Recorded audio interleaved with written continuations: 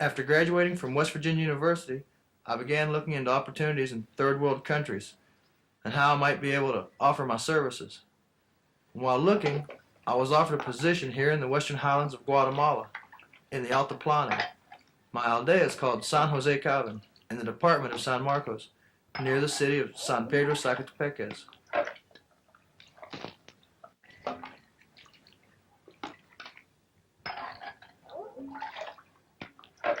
Hola, Rubén.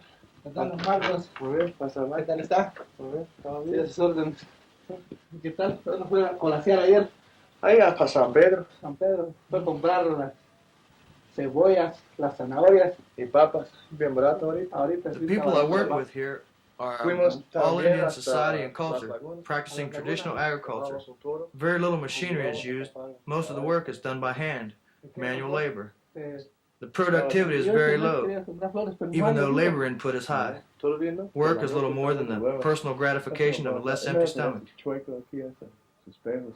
Ah, no, hay bonito ahorita aquí, hay como 3, 4 bares aquí en San...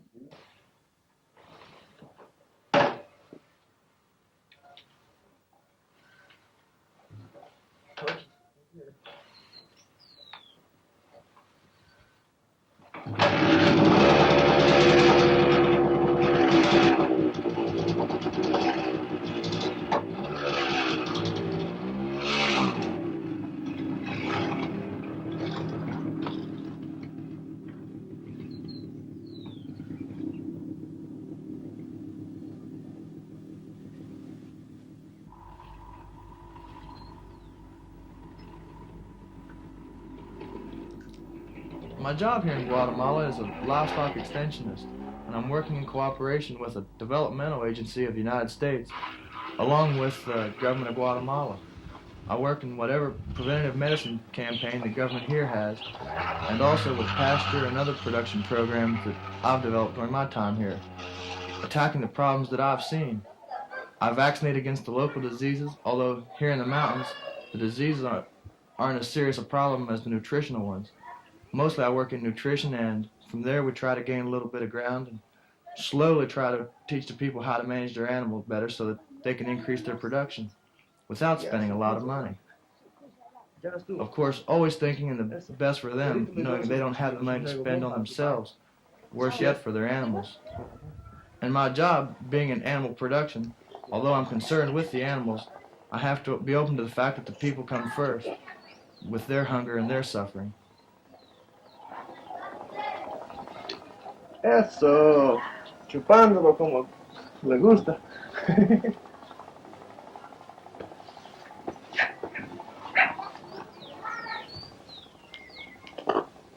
Un piquito. Solo falta aquel, ¿eh? Sí. Un pequeño, no, Ya estuvo. no se puede. Solo eso, ¿eh? ¿Van a echar más? Muy bien. Aquí espero. Esperemos.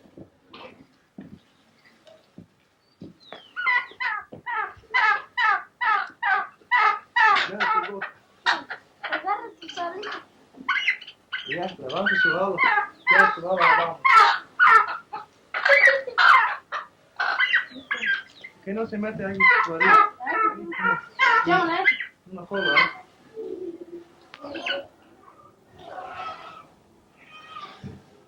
Y ahorita su lado.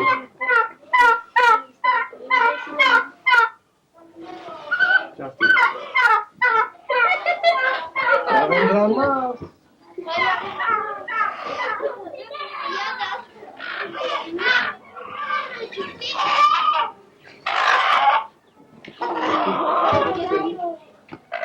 Con rayos agárrese. Eso. Uno más.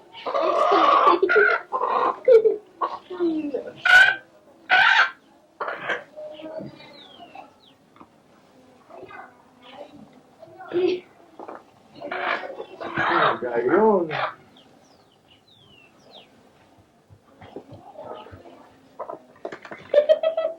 Ya va a venir con más. Ya.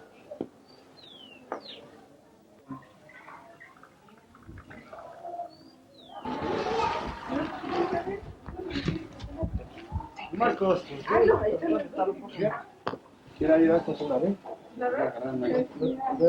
Para que no brinque. Entonces, es más. No, es más. Hey, sempre brinca, ¿no? Para reparar eso, no le van a meter. Ellas Puedes con reparo. ya.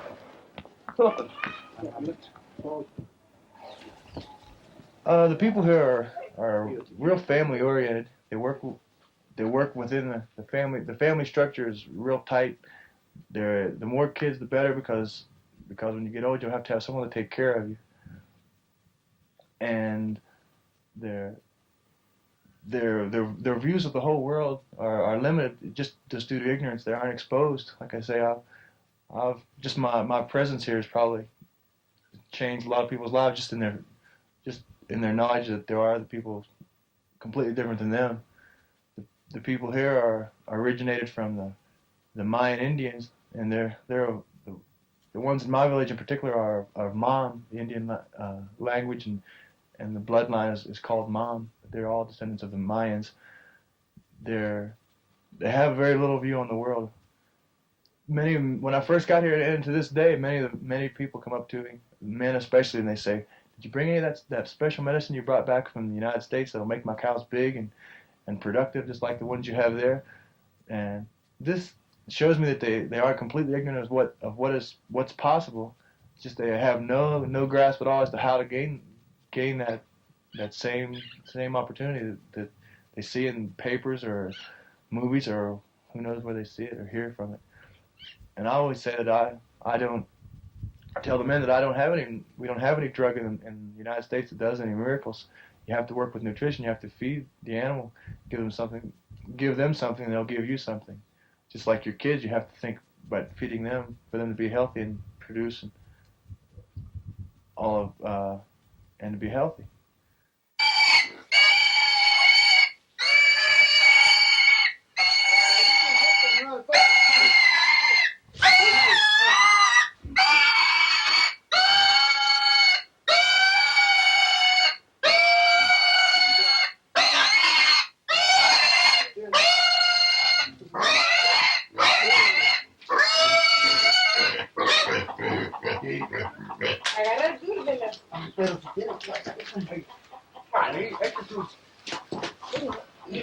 Hola. Now vamos. Here we go.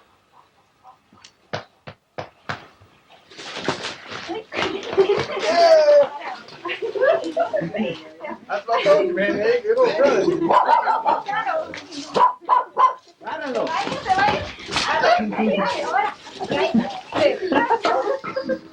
No, bueno. Ya te estaba matando.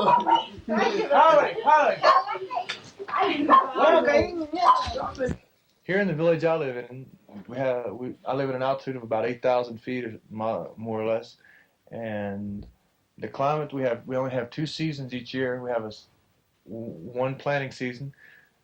During 6 months of the year, we have almost continual rain. And 6 months of the year, it's just cold and dry, a lot of dust, a lot of wind, and that's where we get a lot of erosion also because there's nothing on the ground, nothing planted. But this doesn't seem to take the wind out of the sails of the people. They get out and they work. They go out to the mountainsides where there's still some forest, bring in weeds for their animals, bring in a little bit of green material, at least roughage to fill up the bellies, which at least keeps the cows more or less content, although they don't produce as much.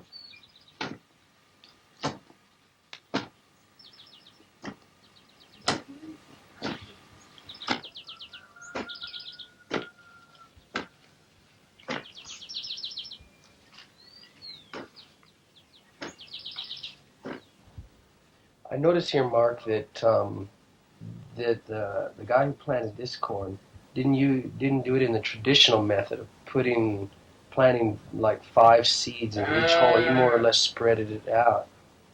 Yeah, he learned that from a development worker about 5 years ago. They came into these villages and they looked for the local leaders and tried to teach them how to plant in a less competitive method, right? Mm-hmm. And about a half dozen if that many, have adopted this method. And it's an example. They'll be watching and seeing these guys produce more in their land. Slowly they'll all do it. Yeah, and this is something I've tried to encourage in my work too, is to spread the seeds out more and not plant so many in one hole. But a lot of people do, they want to hold on to the traditional method, you know, and they continue planting. That's right. Here he has less problems with erosion because instead of just making little mounds of dirt, he does make an entire row because he has to spread out the seeds are spread out enough. And so I imagine he'll probably. They work mainly in the production of corn as a substance, just as a way of survival. And from there, they raise animals and make clothing and leather sandals, sell for a livelihood, to try and make enough money so that they'll be able to eat and maybe raise their standard of living. Anyway, all in all, it's not. Their animals don't consume hardly any of their corn. It goes into the production of tortillas and into the making of atol, a hot corn drink that's popular with the natives. The animals just eat the weeds that they find in whatever barranco, which is a ditch or a hollow like we say back home. And then you give them corn stalks, corn cobs, any kind of roughage. Few of the farmers work with pasture production or with the feeding of pastures on a full-time basis, let alone working with rotational grazing. The animals don't graze freely at all. Most of them are tied in their stalls and the food's brought into them, and they're only taken out to the river or to a creek when they get thirsty, and even when they're thirsty, sometimes they bring the water in a bucket.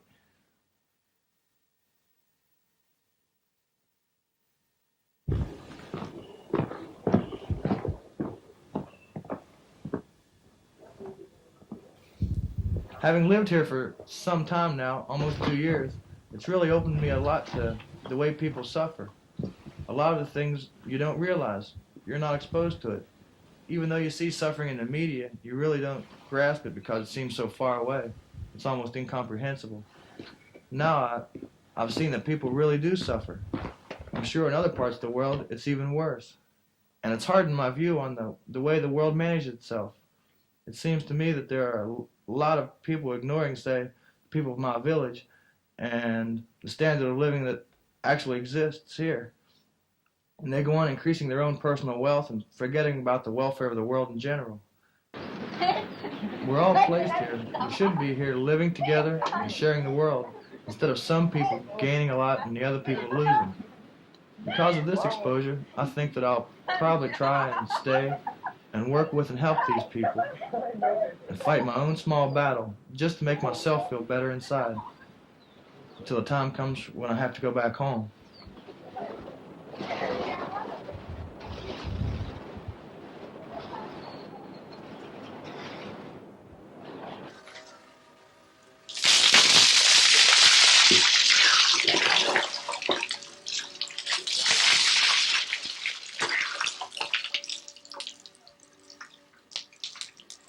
I've given these people a little bit of an idea as to what goes on in another world, and they've certainly did the same for me. I've gotten to adapt myself to their culture, see what other people live like.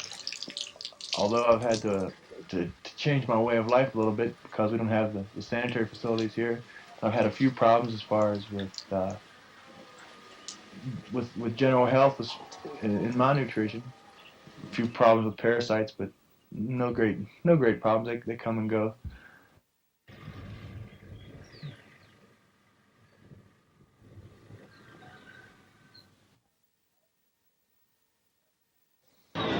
Politics and religion play a large part in the lives of the people here in Guatemala, but I can't let that enter into my work. I'm not a diplomat and I'm not a missionary. I'm not here to talk politics or religion. Allá no van a ver cantinas, ni van a ver burdeles donde pasar la noche con una prostituta. Allá en el infierno solo habrán gritos, solo habrá dolor, solo habrá miseria, solo habrá dolencia, solo habrá lamento, pero ya va a ser demasiado tarde.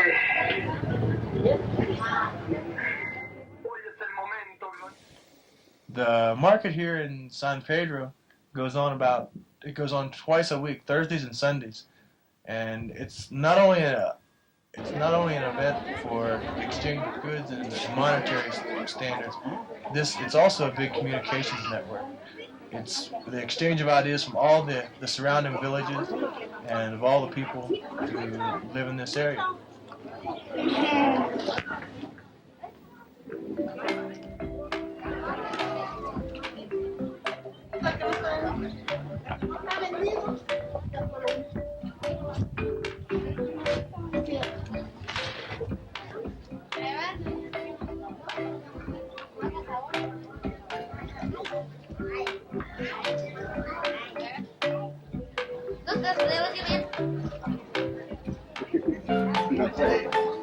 Una foto, a la revista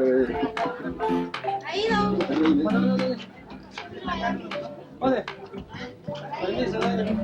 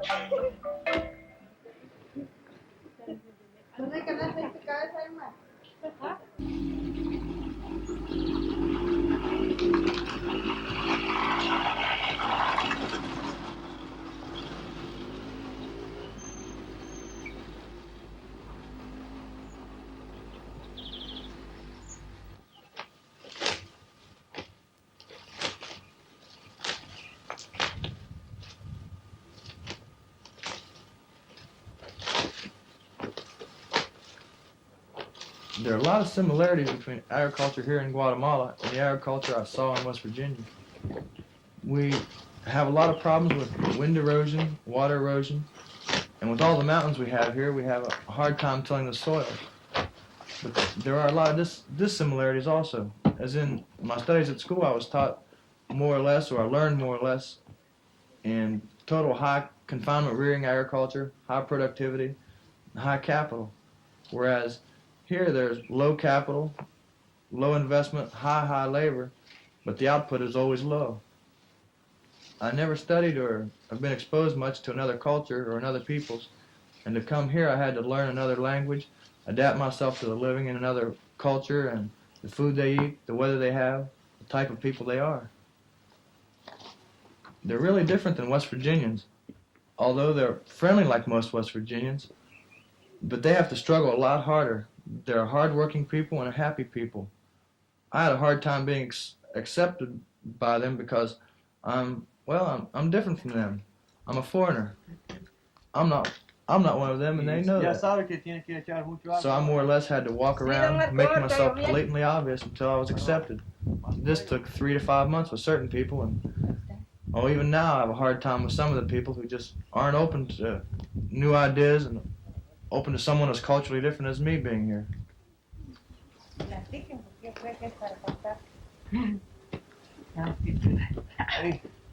Y cuando si tiene algo de abono, puede echar. Sí, don Marco. Sí, mire. Ajá. Sí, Y después con agua. Bueno. Y mire, este tamaño está bueno. Sí. Sí. No, muy pequeño, ¿no? No. No, es que Yo sembré así, 100 matas de este tamaño. Y ya lo veo cuántos aquí está bueno, mira, don Marco, porque como va a ir creciendo, entonces va a venir hasta aquí. Sí, porque se va saliendo su raíz por abajo. Porque si lo dejo aquí, mire, si lo dejo aquí, entonces Se va a caer. luego va a caer aquí, entonces.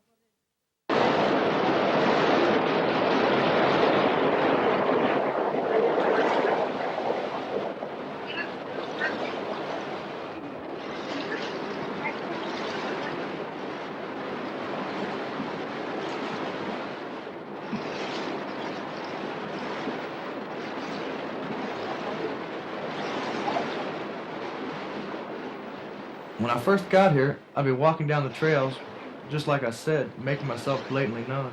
And some of the little kids would run from me. Because their superstitions say that gringos, which are us or any person bigger or different from them, wants to eat the heart of them, especially the small people, the kids.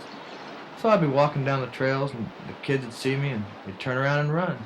Sometimes, just to be teasing them, I'd grit my teeth and stare and holler at them, "Come back now! I'm not going to eat your heart. I'm not hungry." And the older women also. With the older women and babies, they're afraid that if you stare at something, you're going to try and possess it, take the soul or the spirit from it. And these older people are more frightened of superstitions, and they connect it always with their young people because they want to take care of their young. If they think I'm or they think someone else is trying to harm them by staring into their eyes, they get really uptight and nervous. So you have to watch how you handle these people. You have to respect them. Respect their boundaries, the boundaries of their culture and their customs and their way of life. I'm here working with them. I'm not here to intrude upon them or try to change them or their customs, just like I wouldn't expect them to come to West Virginia and tell us to change our way of life. Así es, claro. ¿Cuándo vine por allá? ¿De dónde? ¿Sabes que oye que se fue a Chocolás por allá? La semana pasada. ¿Ah, sí? Well, now that I've been here about 2 years and we've only got 2 months to go, I've been putting a lot of time to thinking about who's got the best out of this deal, whether I'm gaining more than I'm teaching. I know and I can see that a lot of the people are adopting some of the ideas that I've tried to instill upon, but I can't help but feel guilty that maybe I've gained more than them. Maybe I've, just by experiencing their culture and gaining some knowledge of their language, that I might be getting the better part of this deal. And even at that, I'm not sure I'm ready to leave it. I've thought about going back to the States, going back and trying to set up my life there and get a job there.